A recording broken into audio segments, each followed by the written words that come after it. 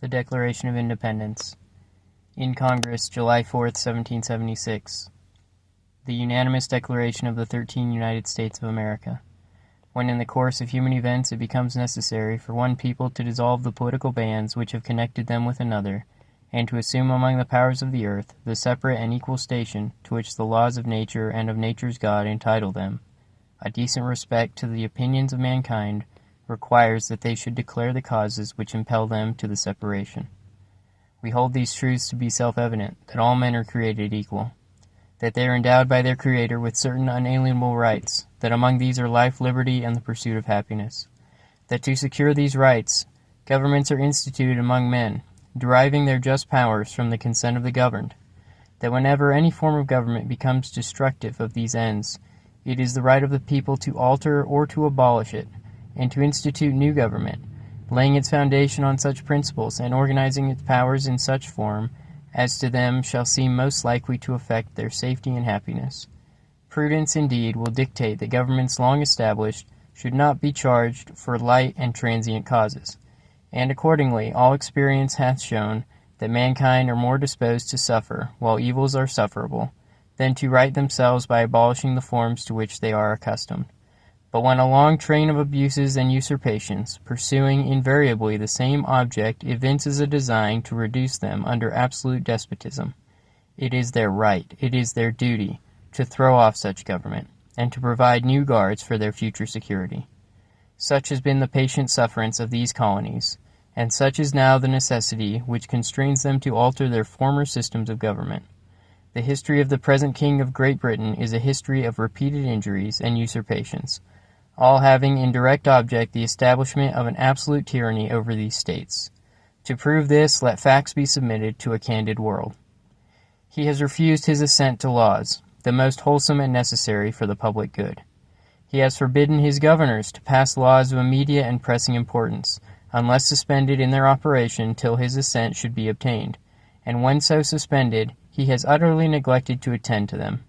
He has refused to pass other laws for the accommodation of large districts of people, unless those people would relinquish the right of representation in the legislature, a right inestimable to them and formidable to tyrants only.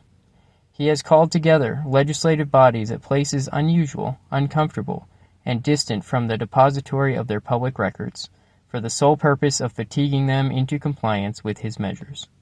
He has dissolved representative houses repeatedly, for opposing with manly firmness his invasions on the rights of the people.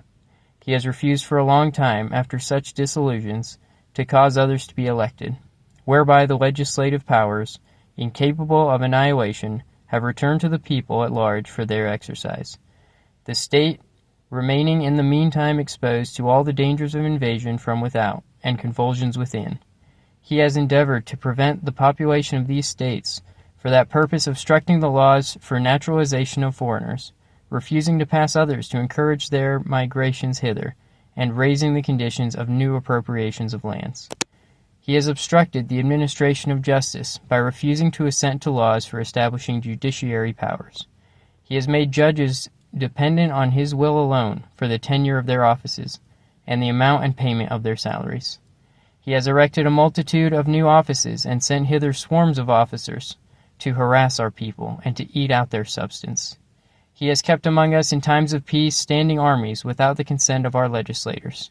He has affected to render the military independent of and superior to the civil power.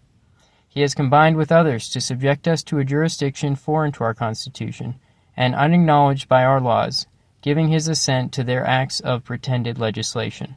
for quartering large bodies of armed troops among us, for protecting them by a mock trial from punishment for any murders which they should commit on the inhabitants of these states, for cutting off our trade with all parts of the world, for imposing taxes on us without our consent,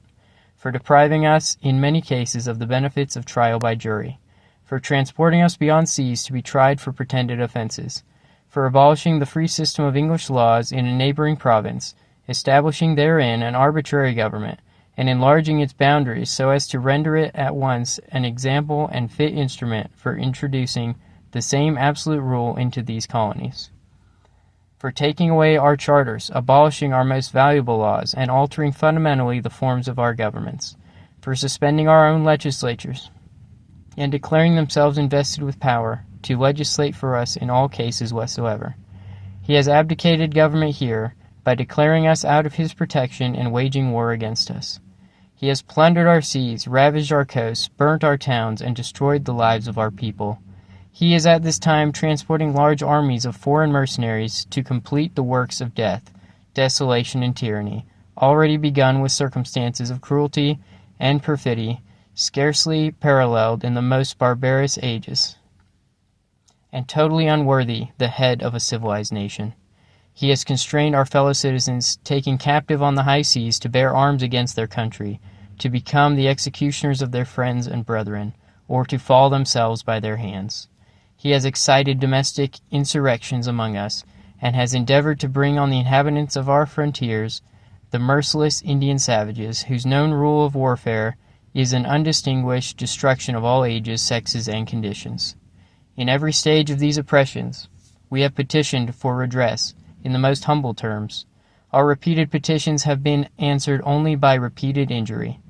A prince, whose character is thus marked by every act which may define a tyrant, is unfit to be the ruler of a free people.